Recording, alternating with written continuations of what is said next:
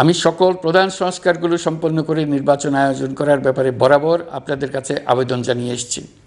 তবে রাজনৈতিক ঐকমত্যের কারণে আমাদেরকে যদি অল্প কিছু সংস্কার করে ভোটার তালিকা নির্ভুলভাবে তৈরি করার ভিত্তিতে নির্বাচন সম্পন্ন করতে হয়, তাহলে 2025 সালের শেষের দিকে নির্বাচন অনুষ্ঠান হয়তো সম্ভব হবে।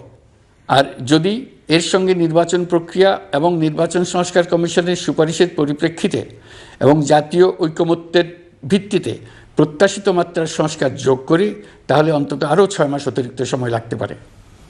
মোটা দাগে বলা যায় 2025 সালের শেষ দিক থেকে 2026 সালের প্রথমার্ধের মধ্যে নির্বাচনের সময় নির্ধারণ করা যায়।